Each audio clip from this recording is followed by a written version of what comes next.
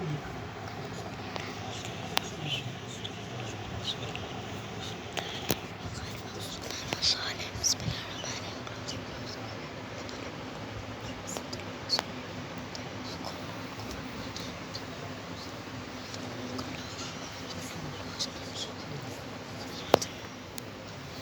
حول ولا قوة إلا بالله العلي العظيم.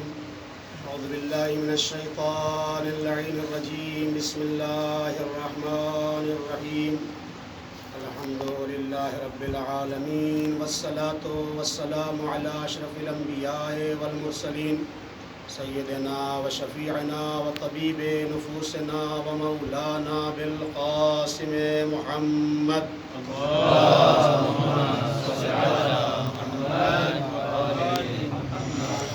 الطيبين الطاهرين المعصومين المظلومين المنتخبين المنتجبين الغر الميامين ولعنة الله على أعدائهم وغاصبي حقوقهم أجمعين. إلهي بحق الحسين الشهيد رب اشرح لي صدري ويسر لي أمري واحلل عقدة من لساني يفقهوا قولي. أما بعد قال الله تبارك وتعالى في القرآن المجيد والفرقان الحميد وهو أصدق الصادقين وقوله الحق. بسم الله الرحمن الرحيم.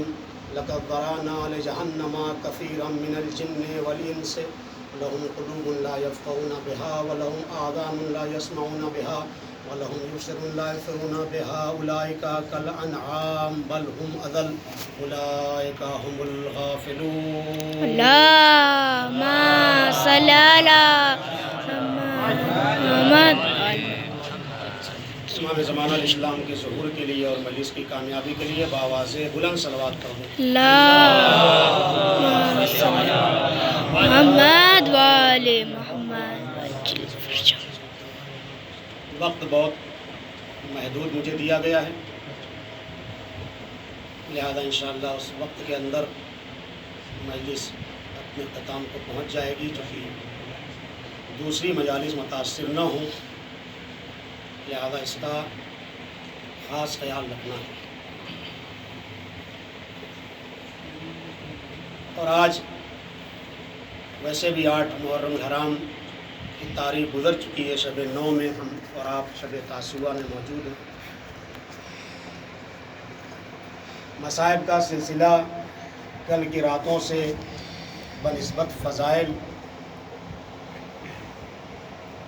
اضافہ کر دیا جاتا ہے، کیوں تاکہ جو مآل مجلس ہے اور جو اصل ہدف ہے ان ایام میں کہ زیادہ سے زیادہ ہم گریہ اور بکا کر سکیں، اس تک ہم پہنچ سکیں.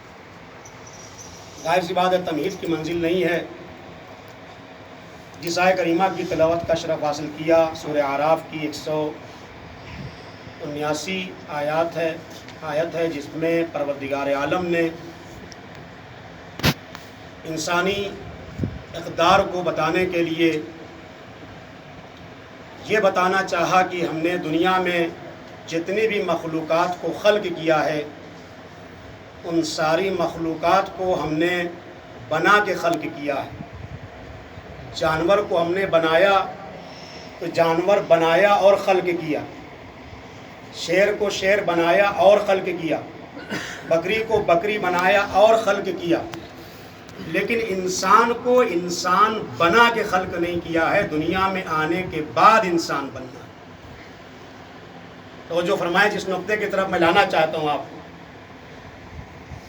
جس وقت قرآن کریم نازل ہوا ہے مختلف افکار کے لوگ موجود ہیں، اور اللہ تعالیٰ نے انسان کو جو ظاہری اعتبار سے میں بات نہیں کر رہا ہوں، قرآن کی نگاہ میں، اہل بیت کی نگاہ میں، معصومین کی روایت کی نگاہ میں جس انسان کو انسان کہا جاتا ہے وہ پیدا ہونے کے بعد جب انسانیت کو باقی رکھتا ہے، اشرفیت کا تاج اپنے سروں پر قائم رکھتا ہے، تب اسے انسان کہا جاتا ہے.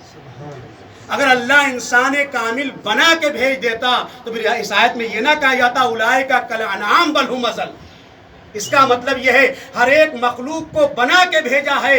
انسان کو ظاہری اعتبار سے تو انسان بنا کے بھیجا ہے، لیکن حقیقی اعتبار سے اگر انسان بننا چاہتا ہے تو پہلے اسے تعلیمات اہل بیت کی روشنی میں آ کے مطالعہ کرنا پڑے گا، پڑھنا پڑے گا کہ انسان کہتے کسے ہیں، تب وہ انسانیت کا اپنے اندر جذبہ پیدا کرے گا اور وہ انسان بنے گا.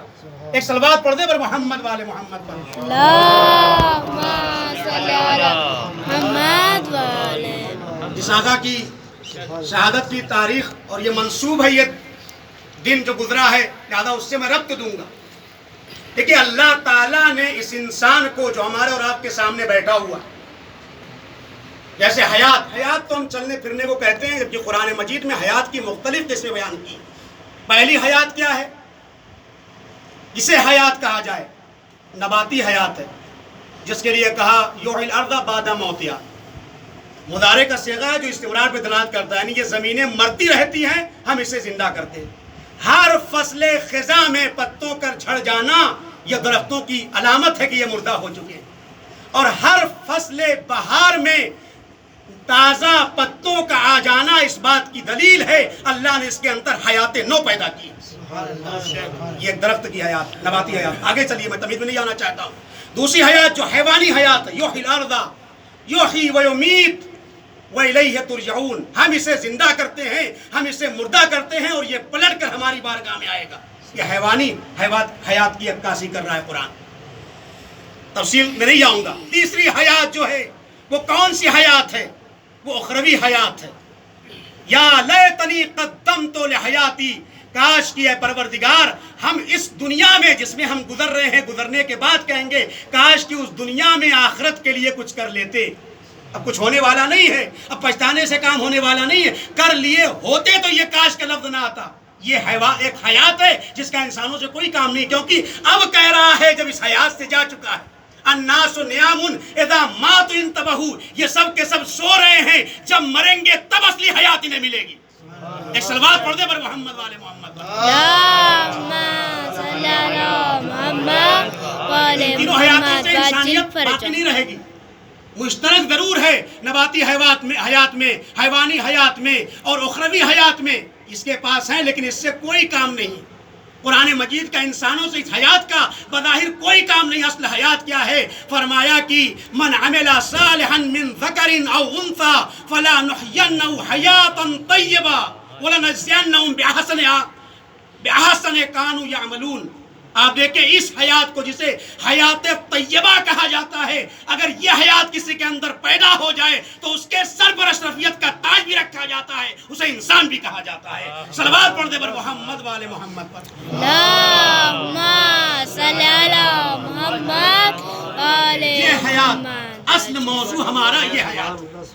تو جس طریقے سے دنیا والوں نے ہر ایک کو زندہ کہہ دیا، قرآن مجید نے اس کو زندہ نہیں کہا ہے. سماج اور سوسائٹی کے معیار اور ملاک الگ ہیں، اور مذہب کو معیار اور ملاک الگ. میں اصل منزل پر آ جاؤں. اللہ تعالیٰ نے اس انسان کو 3 صفات کا مظہر بنایا. دیکھیے ہم عقائد میں آپ اپنے لوگوں کی بات کر رہے ہیں، پبلک کی بات نہیں کر رہے ہیں. الحمدللہ کسی حد تک ہم اپنے اعتقادات کو باقی رکھتے ہیں، سنبھالتے ہیں کہ ہم کجروی کی طرف نہ جائیں، اخباریت نہ آئے، روبانیت نہ آئے، ملنگیت نہ آئے، شیطنت نہ آئے. کوشش کرتے ہیں، بہرحال بہکتے کم ہیں. اگرچہ بہت سارے یہاں سے لوگ ہیں جو جا کے بہک چکے ہیں، ان سے لینا دینا نہیں ہے، لیکن اصل آپ دیکھیں اللہ تعالیٰ نے جو اصل انسان کے لیے اخلاقی پہلو میں ہم کمزور ہیں. اخلاقی پہلو کی جہاں فقہ میں بھی آپ دیکھ لیے کون نماز نہیں پڑھتا ہے، روزہ کون نہیں رکھتا ہے، حج کون نہیں کرتا ہے، زکات تقریباً ہم الحمدللہ اس کے اندر انجام دیتے ہیں. لیکن مسئلہ جب اخلاقیات کی آتی ہے تو یقیناً میں تو پیچھے ہوں. میں آپ کو نہیں کہنا چاہتا، اخلاقیات کی منزل میں سب جانتے ہیں، غیبت حرام ہے لیکن کر دیتے ہیں. توجہ فرما رہے ہیں. ایک صلوات پڑھ دے پر محمد والے محمد پر. تشریف لے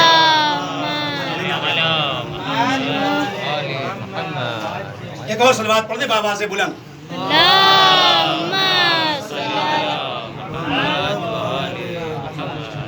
اب آپ دیکھ لیجئے 3 طاقتیں اللہ نے دی. کیا؟ سب سے پہلی طاقت کا نام ہے قوت ادراک و شعور و عقل. عقل و شعور یہ جانوروں کے اندر نہیں. آج زمانے میں ترقی کرنے کے بعد انسان کے جینے کا لائف اور زندگی کا انداز بدل گیا. خورد و نوش کی اسکیمیں چینج ہو گئی، مکان بنانے کے اسٹائل بدل گئے، لیکن جانور 100 سال پہلے جیسے رہتے تھے برہنہ آج بھی ویسے ہی.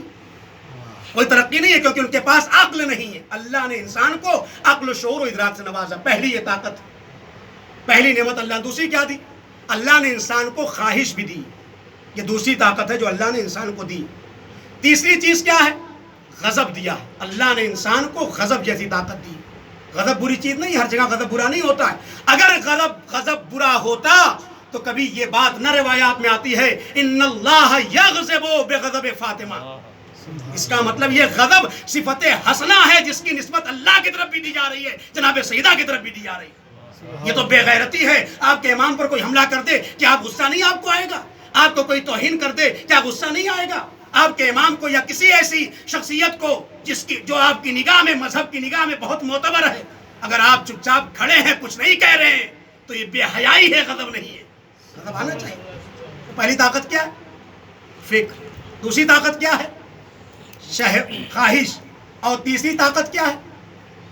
غضب. اب آئیے دیکھیے، یہ سب کے حد اعتدال ہے.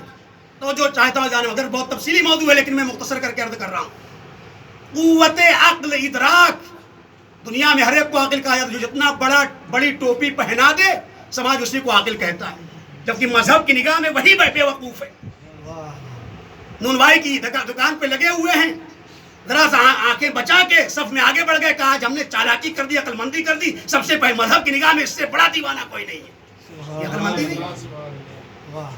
العقل ما عبد بہ الرحمن. بہت تعریفیں ہیں، عقل مطبوع ہے، عقل مسموم ہے، عقل عملی ہے. میں اس میں نہیں جانا چاہتا ہوں. ایک عقل اللہ نے انسان کو دی، ادراک دیا، شعور دیا. اب اگر یہ عقل اپنے حد اعتدال کے اندر ہے، اگر یہ عقل اپنے حد اعتدال کے اندر ہے، خیر الامور اوسطها. اعتدال کا نام اسلام ہے، اعتدال کا نام مذہب ہے. ہر چیز کے اندر اعتدال ہونا چاہیے، مگر یہ کہ ان چیزوں کو جس کو مذہب نے مستثنا کیا. ما من عام الا وقد خص. قاعدے کے تحت اس کو الگ کر دیا جائے گا، ورنہ ہر ایک کام میں اعتدال. عقل کے، شعور کے حد اعتدال کا نام کیا ہے؟ بس توجہ چاہتا ہوں جانا، مطلب سے گفتگو تمام ہو جائے گی.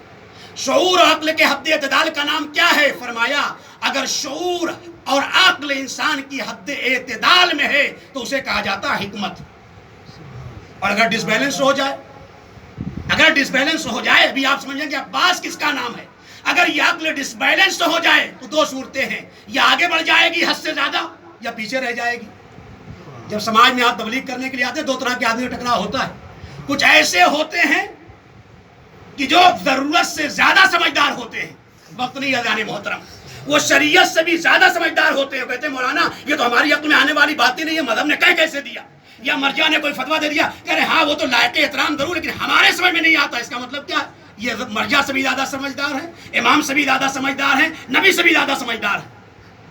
اس سے کہتے ہیں ضرورت سے زیادہ سمجھدار. ایسے لوگوں کی مذہب میں ضرورت نہیں، یہ خراب کاری کریں گے. یہ عقل حد اعتدال میں نہیں ہے. کچھ ایسے ہوتے ہیں جن کی عقل پیچھے رہ جاتی ہے، اسے کہا جاتا ہے احمق، دیوانہ. دیوانے کی جو تعریف اسلام نے کی، مذہب نے کی، روایات میں کی ہے، کہا جو عبادات میں، واجبات میں تساہلی برتے اس سے بڑا دیوانہ کوئی نہیں. نماز نہ پڑھے، یہ نہیں کہا. نماز تو جانتا ہے پڑھنا چاہیے، اول وقت پڑھنا چاہیے، پھر بھی تاخیر کر رہا ہے.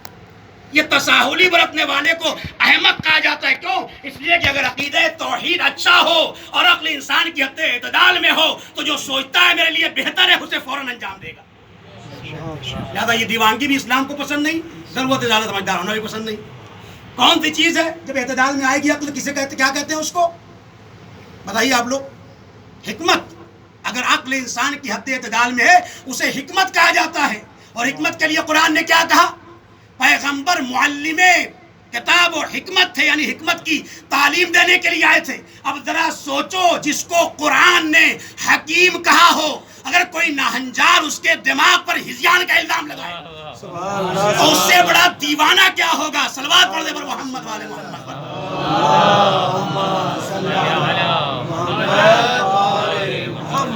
معلم حکمت پیغمبر پر جو ہذیان کا الزام لگائے، پھر اس سے کجروی کا شکار کون ہوگا؟ دنیا مان لے اس کو، کچھ بھی مان لے، وہ الگ بات ہے، لیکن اس کی عقل سلامت نہیں ہے، عقل سالم نہیں. وہ دیوانہ ہے، پاگل ہے مذہب کی نگاہ میں، قرآن کی نگاہ میں. اب آئیے دوسری طاقت کیا ہے؟ خواہش. اس کے لیے فرمایا ہے نا شعرا نے، خیال خاطر احباب چاہیے ہر دم، انیس ٹھیس نہ لگ جائے آپ گینوں کو. شعرا موجود ہے. دیکھیے جہاں خواہش پوری ہوتی جائے گی غضب سامنے نہیں آتا ہے.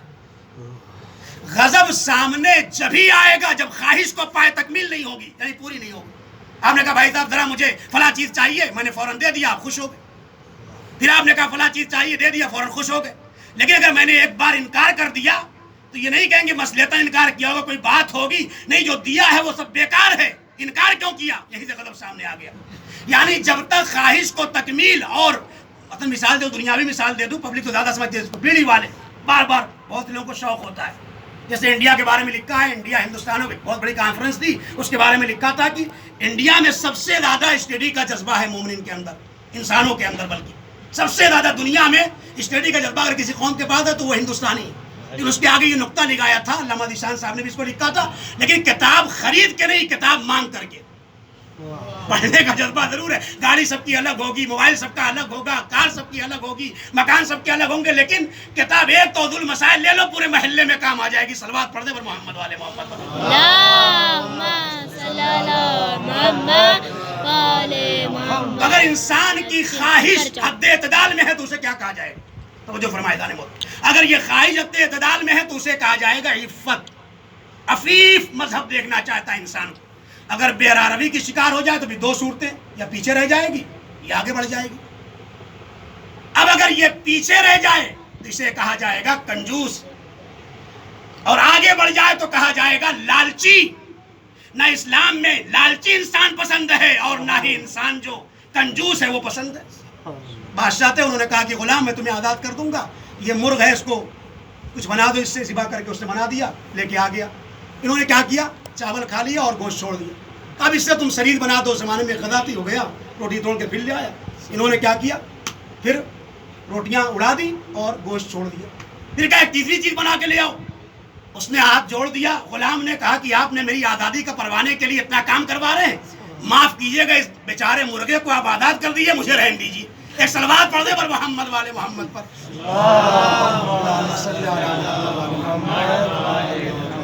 اب آ جائیے آگے. اگر شعور، ادراک، عقل حد اعتدال میں ہے تو اسے کہا جائے گا حکمت. اگر خواہش حد اعتدال میں ہے تو اسے کہا جائے گا عفت.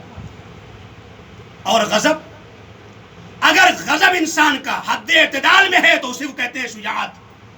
اور اگر ڈس بیلنس ہو جائے غضب تو پھر دو صورتیں، یا پھر آگے بڑھ جائے گا یا پیچھے رہ جائے گا. وہی صورتیں، تیسری صورت کوئی ممکن نہیں ہے. اگر حد اعتدال میں ہے تو کہا جائے گا یہ شجاع ہے. اگر ڈس بیلنس ہو جائے تو یہ پیچھے ہے. اگر پیچھے ہے تو کہا جائے گا بزدل، جبن. اور اگر یہ حد اعتدال سے آگے بڑھ جائے تو اسے کہا جائے گا تہور. دیکھیں جناب حر کے لیے ایک بار شورا نے عکاسی کی ہے جب لشکر امام میں نہیں آئے تھے، اور ایک بار جملے کو بدل کے کہا جب لشکر امام میں آ گئے. پہلے فرمایا بخدا فارس میدان تہور تھا حر، ہے نہیں. جب تک لشکر یزید میں تھا تو تہور سے تعبیر کیا، اور جیسے ہی لشکر امام میں آیا شورا نے اپنا شعر بدل کے عکاسی کی، کہا جب حسین کے قدموں میں آ جائے تو فقدا فارس میدان شجاعت ہے حر. یعنی طاقتوں کا بیجا استعمال کرنا تہور کہلاتا ہے، طاقت کو کنٹرول کرنا شجاعت کہلاتا ہے، اور گھروں میں بیٹھے رہنا بزدلی کہلاتا ہے. صلوات پڑھ دے پر محمد والے محمد پر. ایک اور صلوات پڑھ دے. بہت خوب ہے، سبحان اللہ.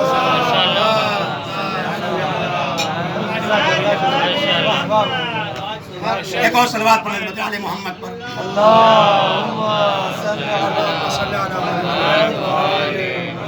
جو فرما رہے بات میں سمیٹ رہا ہوں اپنے وجوہ کو. اگر عقل حد اعتدال میں ہے تو کہا جائے گا حکمت. خواہش حد اعتدال میں ہے تو کہا جائے گا عفت. غضب حد اعتدال کو چھوڑے گا تو یا تہور ہوگا یا جبن ہوگا. نہ جبن اسلام کو پسند ہے. آج ہمارے یہاں جبن کا مظاہرہ زیادہ ہے، اسی لیے آج افکار کی الغار ہے، بے عقیدتی کی الغار ہے. آج سماج اور سوسائٹی میں پبلک سے زیادہ ہم مصلحت پسند ہیں. ہم نہیں بولنا چاہتے. امام نے کیا کہا تھا؟ امام نے یزید کی اصلاح کی بات نہیں کی تھی، امت کی اصلاح کی بات کی تھی. یہی پیغام ہے عزیزو کہ دیکھو کہاں سے اصلاح کا کام شروع کیا جائے گا. اور ہمیشہ خواص کی اہمیت رہی ہے. آپ کے رتبے ہے سوا، ان کو سوا مشکل ہے. ہمارا مصلیت کا لبادہ اکھاڑ کے پھینک دیں. یہ دور حاضر ایسا دور نہیں ہے کہ ہم چھوڑ دیں. اگرچہ یہ حدیث نہیں ہے، شورا کا شعر ہے، کل ارض کربلا کل یوم عاشورا. یہ کربلا کا پیغام ہے. جہاں کہیں دو لوگ جنگ کر رہے ہیں، اگر ایک حق پہ ہے ایک باطل پہ ہے، تو مصلیت کا تقاضا یہ نہیں ہے گھروں میں بیٹھے رہو. ہم سے کیا مطلب؟ ارے تمہاری ذمہ داری ہے، جدھر حق ہے ادھر آ جاؤ. سبحان اللہ سبحان اللہ نہ تمہارا مولا عباس سے کوئی کام نہیں. سبحان اللہ. یہ لقلقہ زبانی ہے. اب جملے کو سمیٹوں. اگر عقل انسان کی حد اعتدال میں آئے تو اسے کہتے ہیں حکمت. خواہش حد اعتدال میں آئے اسے کہتے ہیں عفت. غضب انسان کا حد اعتدال میں آئے اسے کہتے ہیں شجاعت. اب آپ ان تینوں کے حد اعتدال کو جوڑ دیجئے. عقل سے آپ حکمت کو لیجئے، عفت سے آپ، خواہش سے آپ عفت کو لیجئے، غضب سے آپ شجاعت کو لے لیجئے. جہاں ان تینوں چیزوں میں اعتدال پیدا ہو جائے اسی کو مذہب میں عادل کہا جاتا ہے. ایک صلوات پڑھ دے بر محمد وآل محمد.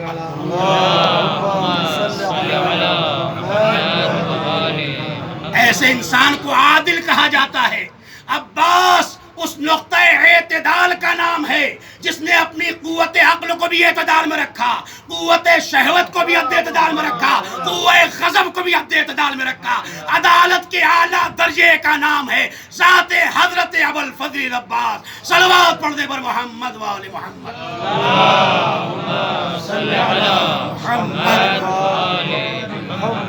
کائنات میں 14 معصومین کے بعد اس سے بڑی شخصیت نہیں ملے گی. طاقت کے بیجا استعمال کا نام شجاعت نہیں ہے. مصلحت کے لبادہ اوڑھ کے گھروں میں رہ جانے کا نام اسلام نہیں ہے. شریعت پامال ہو رہی ہے، ہونے دو. نہیں، آج کی ذمہ داری، میں پڑھنا نہیں چاہتا ہوں علماء کی ذمہ داری کیا ہے، ہم پڑھیں. ایک طالب علم کی ذمہ داری کیا ہے، ہم پڑھیں، مطالعہ کریں. تو معلوم یہ ہوا کہ امام فرماتے ہیں اذا ظہر البدع، اگر بدعت ظاہر ہو جائے، واجب کو حرام کیا جا رہا ہو، حرام کو واجب کیا جا رہا ہو، اگر عالم کھڑا نہ ہو فعلا لعنت اللہ علیہ، اللہ کی اس کے اوپر لعنت ہے سے عالم دین کے اوپر. خدا نہ خواستہ معاذ اللہ عیاذاً باللہ کہ ایسا تو نہیں ہے ہم مصلحتوں کو لبادہ اوڑھے ہوئے ہیں، لعنتیں تو وہاں بھیج رہے ہیں، پلٹ کے مارو پر آ رہی. آپ دیکھیں کیا قصور تھا جو میدان جہاد سے بھاگے، یہی تو بات تھی. بڑی لعنتیں ملامتیں ہوتی ہیں، بے شک کرنا چاہیے، کریے، کون منع کرتا ہے. لیکن جب بات آتی ہے لعنت کی تو آگے بڑھ کے قوم لعنت بھیجتی ہے. لیکن چھٹے میدان کا نام ہے جہاد. اول نمبر کے کیا ہے میدان اول کا نام ہے نماز. اس سے بہت سے لوگ راہ فرار اختیار کیے ہیں. جو چھٹے نمبر سے بھاگ گئے اس پہ تو خوب لعنتیں ہو رہی ہیں، اور جو شروع کے 5 نمبروں سے بھاگے ان کا کیا ہوگا. صلوات پڑھ دے بر محمد والے محمد پر. اللہم صلی علی محمد. بس عزیزو میں نے گفتگو تمام کر دیا. مولا عباس علیہ السلام کے لیے جملہ بھی سن لی. اگر ہم قوت عقل کو حد اعتدال میں رکھیں، حکمت، شہویہ کو حد اعتدال میں رکھیں، عفت، غضب کو حد اعتدال میں رکھیں، شجاعت، ان تینوں کو جوڑا تو عدالت سامنے آ گئی. مولا عباس کا کردار یہاں سے سامنے آئے گا. منصوص من اللہ معصوم نہیں ہے. کہا دیکھو امام عادل ہوتا ہے، اور مذہب امامیہ میں جتنا زیادہ عدالت کی اہمیت دی گئی ہے کسی مکتب فکر میں نہیں ہے. توحید کے بعد عدالت ہے. امام کو عادل ہونا چاہیے، پیش نماز کو عادل ہونا چاہیے، خطیب کو خطبہ دینے والے کو عادل ہونا چاہیے. وجوب ہے یہاں پر. اب آپ سوچیں منصوص من اللہ جن کی عدالت پر مہر ثبت خدا کرے اسے چہردہ معصوم کہتے ہیں، اور جو اپنی طاقت اور قوت کو جمع کر کے ان تینوں چیزوں میں حد اعتدال خود پیدا کر دیتا ہے اسے عباس کہا جاتا ہے. صلوات پڑھ دیں بر محمد. اللہم صلی علی محمد وآل محمد. ایک اور صلوات پڑھ دیں بر محمد والے محمد.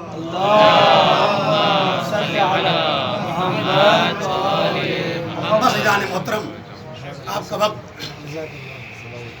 یا میں گفتگو کو مصائب کی طرف لا رہا ہوں. آج شب تاسوعہ ہے اور روز جمعہ بھی تھا. امام زمانہ علیہ السلام کو پرسہ دینے کے لیے ہم جمع ہوئے، لہذا میں مصائب کا آغاز یہیں سے کروں گا۔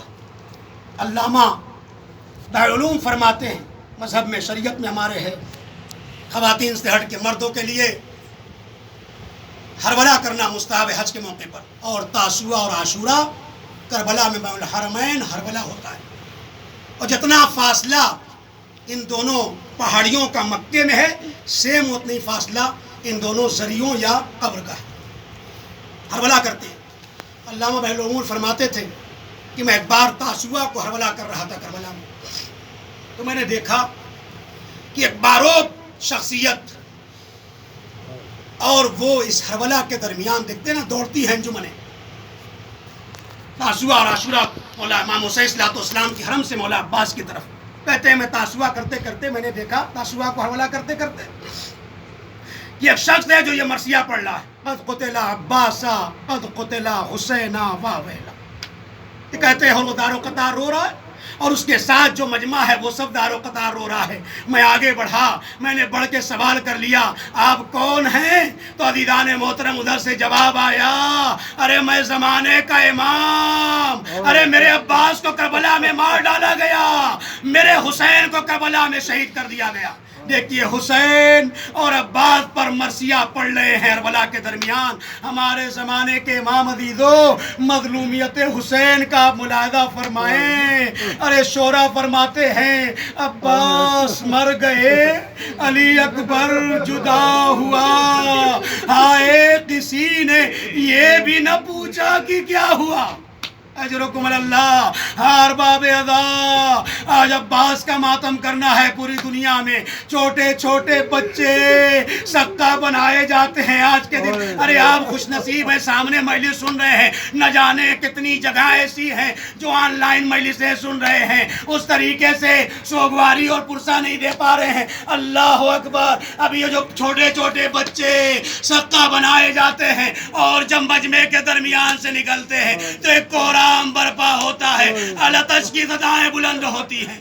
اجرکم اللہ، ہر باب ازا، عباس آئے اور چاہتے ہیں اجازت مل جائے، لیکن مولا اجازت نہیں دے رہے۔ جملہ کہا تاریخ میں ہے نازادارو، کیا جملہ فرمایا؟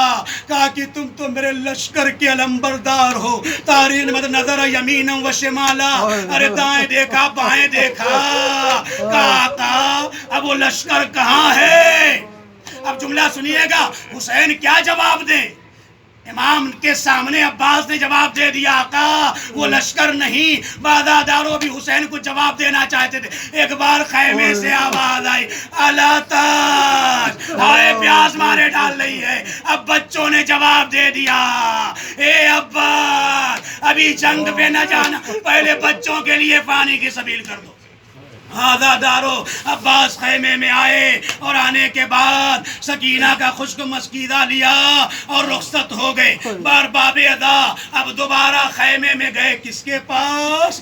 اپنی بہن زینب کے پاس، سب سے آخر میں رخصت ہوئے ہیں۔ اب تاریخ کا جملہ سنے عزادارو، جب رخصت کے لیے گئے سر کو جھکا لیا، بادادارو مقصد سمجھ گئے آپ، سر کو جیسے ہی جھکایا زینب نے ایک بار آگے بلایا اور ایک مرتبہ گلے میں باہیں ڈال دی، اے عباس ارے 21 رمضان کو میرے بابا نے میرے بازوؤں کے بوسے لیے تھے اور کہا تھا ایک دن ہی بازوؤں میں رسی باندھی جائے، لیکن جب میں سوچتی تھی تو اکثر یہی سوچتی تھی ارے جس کے عباس جیسے بھائی ہوں کس کی مجال ہے جو ان بازوؤں میں رسیاں باندھے، لیکن اے عباس جاؤ۔